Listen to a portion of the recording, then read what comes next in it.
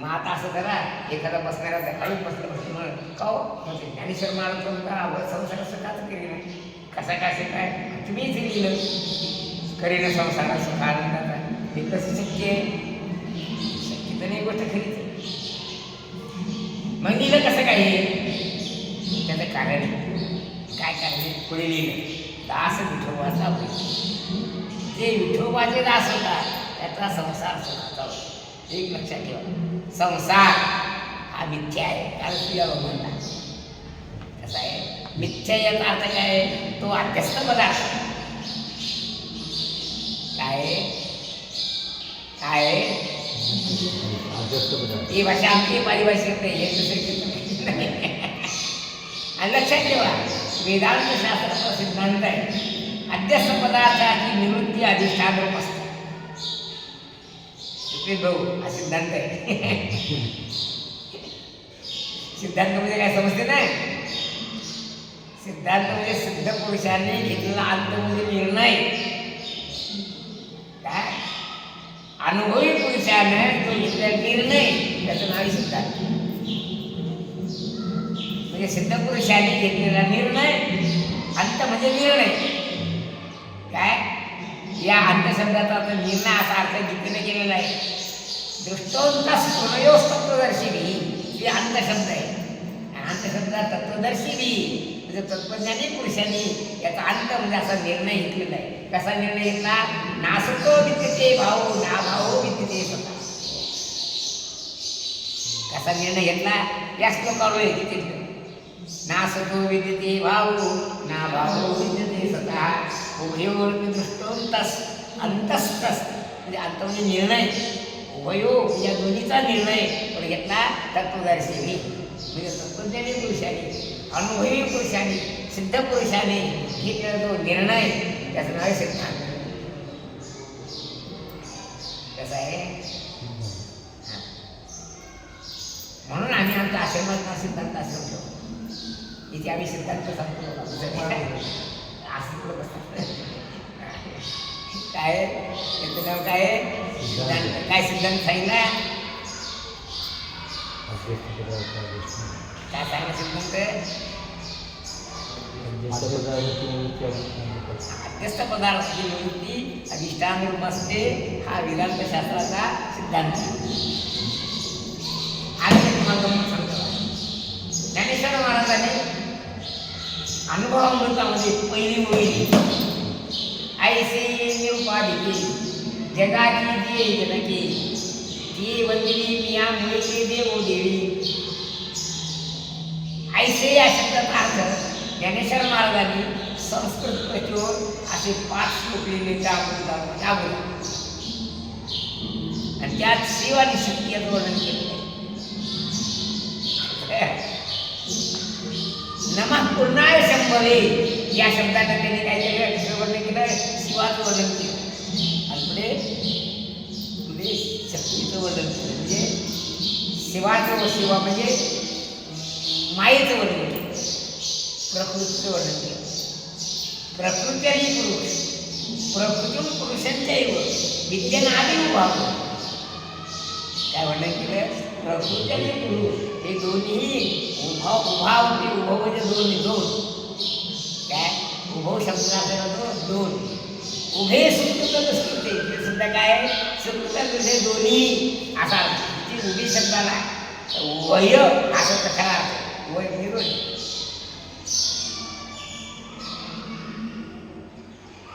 प्रकृती पुरुषांच्या विद्येनादी उभाव म्हणजे दोन्ही वसदान हे अनादी. काय म्हणे अनादी शब्दाचा अर्थ काय? बोला. ज्याचा कधी अंत होत नाही त्याचं नाव नाही, अनंत नाही विचारले, अनादी विचारले.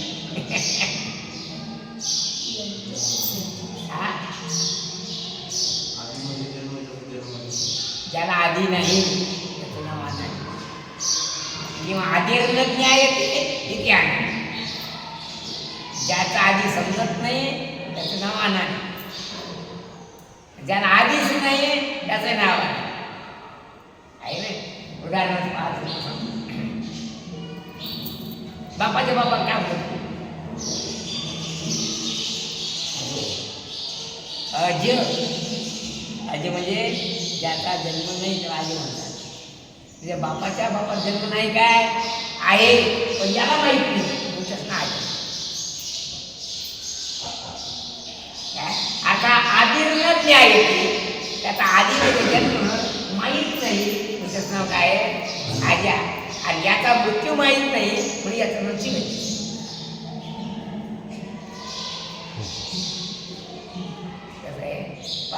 प्रकृती पुरुषंचैव विद्यनादि भावते दोन्ही अनादि तुझा असं ज्ञानेश्वर महाराजांनी पहिल्या 5 श्लोकात म्हटलं. आणि पुढे आयसी निरूपाधिक हे दोन्ही निरूपाधिक. प्रश्न हाय मी महाराज विचारलं होतं काय की माया म्हणजे प्रकृती आहे ना. माया म्हणजे प्रकृती आणि देव म्हणजे परमात्मा शिव. शिवाला देव म्हणतात पुरुषाला देव म्हणतात आणि माईला प्रकृती काय. आता विचार करायची गोष्ट आहे. जगामध्ये हेलिकॉप्टर नव्हतं तेव्हा हेलिकॉप्टर मला माहीत नाही असं म्हणतो काय. सगळे माझं मत असं आहे जी वस्तू ज्या वेळेला उत्पन्न होते त्याच वेळेला तिचं ज्ञान आणि अज्ञान उत्पन्न होत असते काय. ज्या वेळेला जी वस्तू उत्पन्न होते त्याच वेळेला तिचं ज्ञान आणि अज्ञान दोन्ही उत्पन्न होत असतात. त्या ज्ञान आणि अज्ञान हे परस्परांना सोडून राहत नाही. याला प्रमाण ज्ञानेश्वर महाराजांचं ही एक अविदा नक्की जे जुनाचेही निर्माण जे दोघे जीव प्राण दिया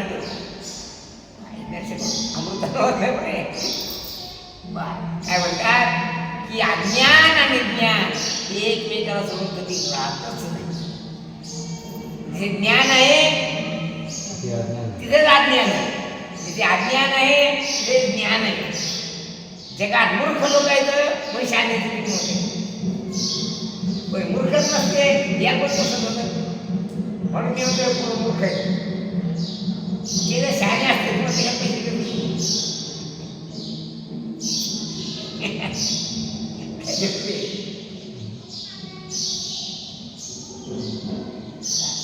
म्हणजे ज्ञान आणि अज्ञान या दोन्हीची किंमत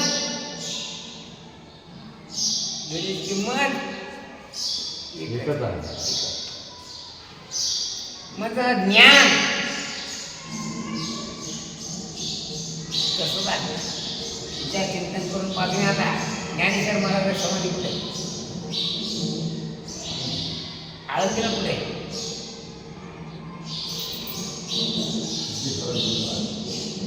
सिद्धेश्वर मंदिर कुठे इंद्राने कुठे कसं पाहत लई दूर आहे पण सांगतो तिथे ज्ञानेश्वर महाराज बसले तिथे अज्ञान म्हणजे अज्ञान तिथे ज्ञान तिथं अज्ञान असं तुला कसं आहे. असो अध्यक्ष पदार्थाची निवृत्ती अधिष्ठान रूप असल्या सिद्धांताप्रमाणे संसार दुःखरूप गोष्ट खरा पण गुरुप्रसादानं वा गुरुकृपेनं तत्वसी महावाक्याचं श्रवण केल्यानंतर अज्ञान निवृत्तीनंतर अध्यक्ष पदा अधिष्ठान होतो. आता संसार ब्रह्मरूप होतो हा कथा करीन संसार सुखानंदा हा तिचा अर्थ होतो वाचा.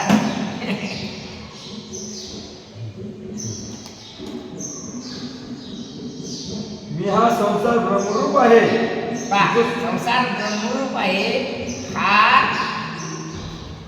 गुरुकृपेनं समजते असं नाही समजत काय. कारण जे शास्त्रकार जगत मिथ्या सांगतात ते शास्त्रकार जगत ब्रह्मरूप असं सांगतात. काय सांगतात ब्रह्मैवाहम् इदं जगत् सकलं चिन्मात्र विस्तारितं सर्वं चैतन्य विद्यया त्रिगुणया शेषं मया कल्पितं. काय सांगतात संसार ब्रह्मरूप आहे जननोय हा अवघा जनार्दन सांगतात. काय सांगतात आणि ते जगत तुच्छमेत समस्तं तदन्यत्. जगत तुच्छ आहे, जगत ब्रह्मरूप आहे. पण तुच्छ कुठं आहे, ब्रह्मरूप कुठे आहे, हे गुरु केल्याशिवाय समजत नाही. एवढ्या त्याला गुरु केला. पुढे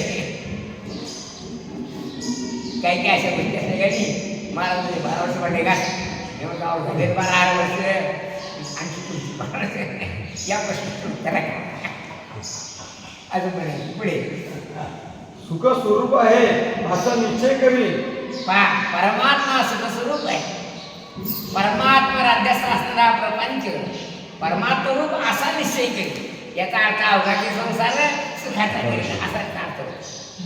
पुढे आणि पुढे लिहिलं दास विठोबाचा होईल विठोबाचा दास झाला विना हे रहस्य समजत नाही.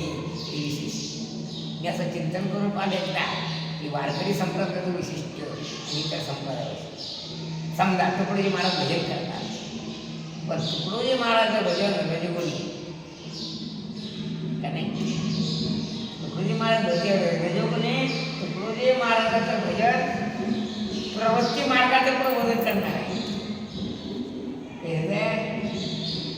रजगुणी आहे, प्रवृत्ती मार्ग सांगणार आहे. तुकाराम महाराजचं भजन सत्वगुणी असून जीवनमुक्त अवस्था देणार. आणखी तुम्हाला मी सांगतो जेवढी गर्दी आळंदीत नसते तेवढी गर्दी शनिवार असते. कारण हे सगळं रोगी होते त्यानंतर फक्त निष्काम बघतो.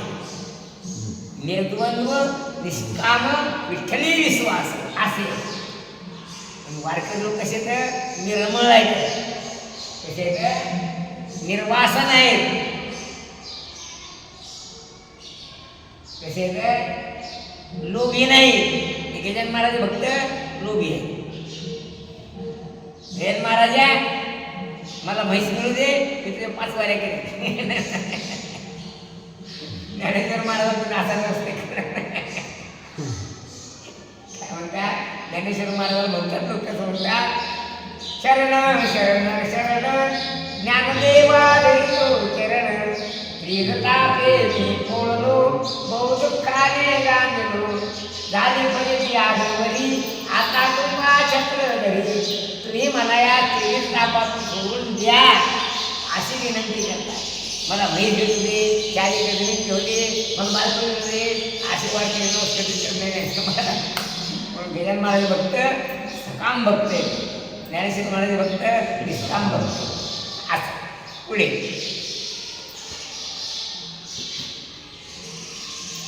मी पंढरीच्या विठोबाचा दास होईल.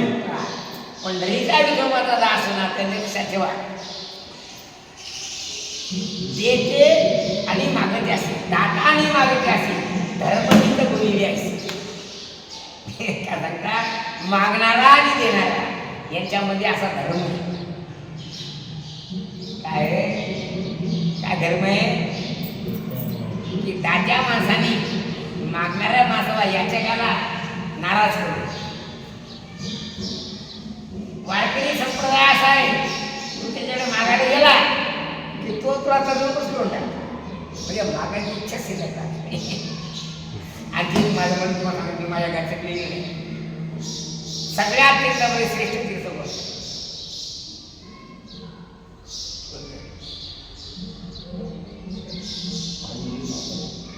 सांगू माझं मत सांगतो बाप तीर्थ विठ्ठल नाही. बाप म्हणजे सगळ्या तीर्थाला बाप विठ्ठलचं नाव. कारण विठ्ठलाच्या नामाचा उच्चार केला असता पापाची निवृत्ती होते नाही, पाप उत्पन्न होण्याची भावनाच राहते. काय कसं आहे हे तीर्थ झालेल्या पापाची निवृत्ती करतात, पण पाप उत्पन्न होऊच नाही असं काही करू शकतात काय काय काय सांगतो. तू काशीला गेला नर्मदेच्या परिक्रमा केला आता झाडू नर्मदा परिक्रमा का तू काही न खेळ केले. शंकराचार्य सांगतात कुरुते गंगा सागर गमनम व्रत परिपालनाथवा दानम हे सगळं केलं तू. तू निष्पाप होऊ शकत काय हे सगळे केले, पापाची निवृत्ती होते गोष्ट खरी आहे, पण पाप करायची भावनाच निवृत्त होईल असं काही नक्की नाही. पण पाप करण्याची भावनाच निवृत्त होण्याचं सामर्थ्य त्या विठोबाच्या नावाचं. म्हणून मी म्हणतो पापतीर्थ विठ्ठल म्हणून वारकऱ्या माणसाला पुण्या तीर्थाला जाण्याची गरज नाही. जे जातात धंदेबाई पैसे गोळा पुढे किंवा अखंड चरण विठोबाचे पै अखंड स्वतः सजा दिली जाते भेदरेत असतो परमात्मा आहे. काय ज्याच्या चरणाचा साक्षात्कार झाला असता, अर्थात अधिष्ठानाचा साक्षात्कार झाला असता, अध्यस्थ पदार्थांच्या संसाराची पूर्ण निवृत्ती होते असा आहे. पुढे मी सदा सर्वदा सर्वत्र हा सर्व परमात्माच आहे. अखंडित एकरस होऊन एक रस म्हणजे भरला घनदाट असा एकच परमात्मा. पुढे इदम सर्व ब्रह्मैव. इदम सर्व ब्रह्म. हे इदम म्हणजे हे, आयम म्हणजे हा, लक्षात ठेवा. काय इदम सर्व ब्रह्मैव. इदम पदस्य को अर्थ. इदम शब्दाचा अर्थ काय आहे? ते परिदृश्यमान जे आहे त्याचं नाव इदम. काय परिदृश्यमान म्हणजे तुम्हाला जे दिसते हे सगळं इदम आहे. इदम सर्व ब्रह्मैव म्हणजे जे दिसते हे तसं नाही. मग ते कसं आहे? ब्रह्मैव हे परमात्मा. पुढे हा अखंडित परमात्माच आहे असा ब्रह्मदर्शी होईल. ब्रह्मदर्शी होणे याचं नाव आहे अवघाची संसार सुखात आहे असं काय. मग तो ब्रह्मदर्शन करतो काय. पुन्हा एक मग सांगतो, हरिबुद्धी जपे तो हरिबुद्धी म्हणजे हा परमात्मा अशी बुद्धी निर्माण होणे असा म्हणून दुर्लभ आहे. तसा ब्रह्मदर्शी पुरुष त्याचं दर्शन मिळणं सुद्धा दुर्लभ आहे. किंवा मी ब्रह्मदर्शी होईल, ब्रह्मावगायनी प्राप्त करून घेईल आणि प्रेम अंतःकरणे भक्ती प्रेमाने काय विठोबाची भेट. भेट या शब्दाचा अर्थ काय होतो? ऐक्य असा अर्थ. साखरे महाराज या भेटला सिद्ध भेट म्हणतो. भेट नाही बरं, सिद्ध भेट निराळे, सिद्ध भेट निराळे. चांगदेवाची ज्ञानदेवाची जी भेट झाली ती सिद्ध भेट झाली. काय झाले? म्हणजे दोन सिद्ध पुरुष एकत्रित येणे, एका ठिकाणी येणे याचं नाव काय आहे? सिद्ध भेट. दोन प्रकाश एका जागाने तिकडच्या देवीचा प्रकाश इकडच्या देवीचा प्रकाश आणि मुद्द्याचा जो साधा आहे ज्याला कळाला ते म्हणतात सिद्ध भेट. काय ते सिद्ध भेट आहे ते निराळे. ते सिद्ध भेट म्हणजे 84 सिद्धांचा सिद्ध भेट मिळाला म्हणून त्याचं नाव सिद्ध भेट पडलं. त्याचं नाव ज्ञानदेवाच्या समाधीच्या वेळेला 84 सिद्ध त्यांच्या समाधी सोहळ्याला आले होते आणि ते तिथं थांबले होते. बेट कशा म्हणतात? चारी बाजूला पाणी मधात जमीन त्याला बेट. त्याच्यावर कुबेरगंगा आली, इंद्राणी आली, असे आली इंद्राची वाकडी. कुबेरगंगा आली त्या मध्य भागाला बेट म्हणतात. आणि 84 लोक ती बेट बसले होते पण त्याचं नाव मोठं सिद्ध होते. बरोबर आहे ना?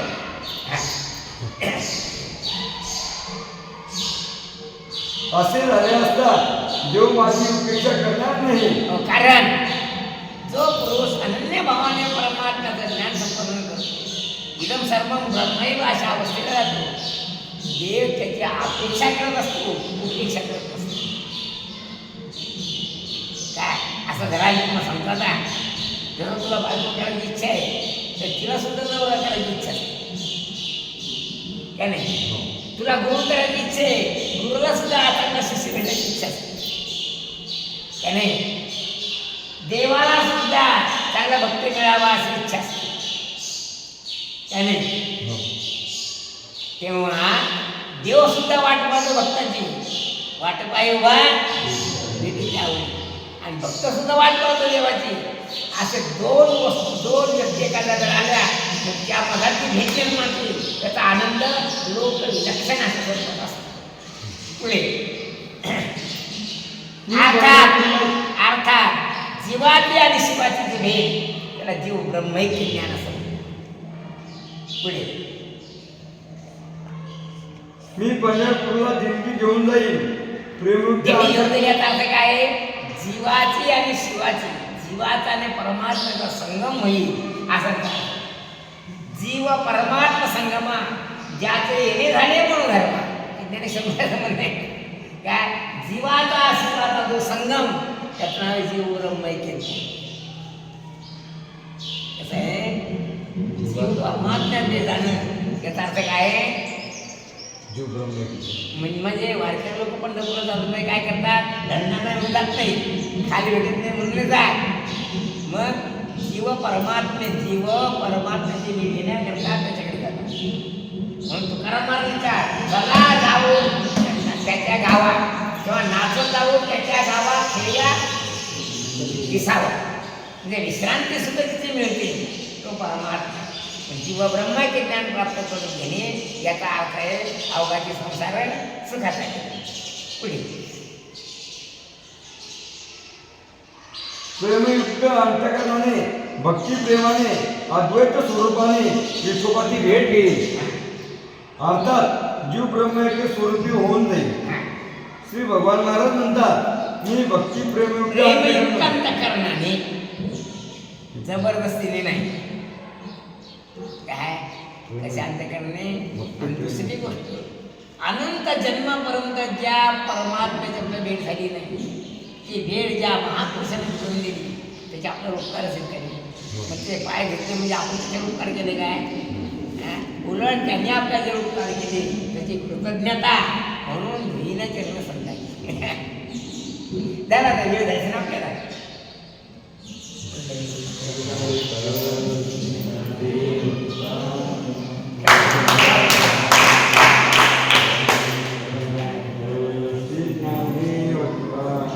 गोपाल